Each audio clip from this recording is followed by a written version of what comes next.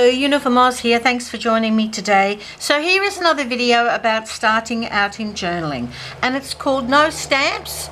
We're going to make our own.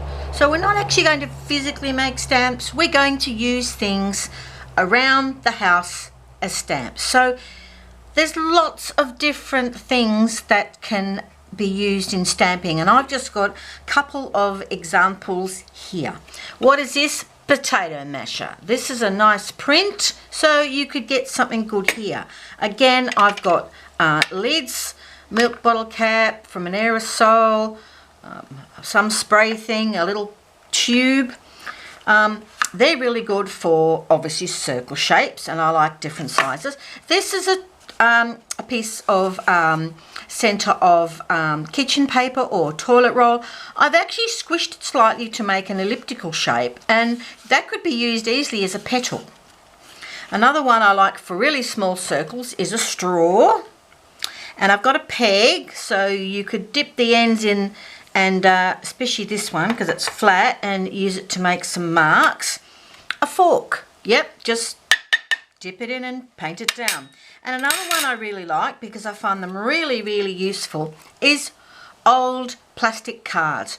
You can cut them up, you can put cut shapes into them, wavy shapes, cut little squares. I use these for all kinds of things, and you can use them to scrape on paint, and you can use the different edges. So I've got a big edges there, but I've got a short one as well. I've cut these up into all different sizes. I was looking for something square, and the only thing I had to hand that was squarish was this marker container. It's got rounded corners. I was looking for something smaller, but I really haven't got anything to hand. But I thought that could be useful for doing squarish shapes. You don't have to, remember, you don't have to use the whole piece. You can use just part of the piece.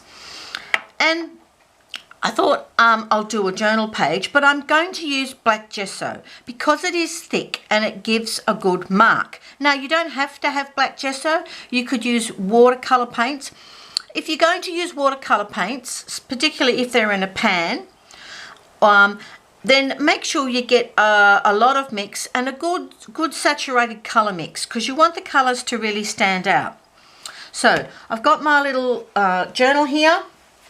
It's one of my art journals. It's getting really full. This is just some leftover paint pushed through a stencil, but I thought it might make a really good start for a background.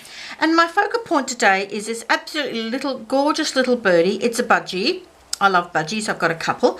And I thought that could be really nice with the background. This was a free download from one of my YouTube friends, and I thought it was really gorgeous, really happy, and I thought the yellow sort of worked. So I haven't sorted out the complete plan of what I'm going to do, but I'm going to use a range of these things to make a background for this little image. So come along with me and see what we can create today.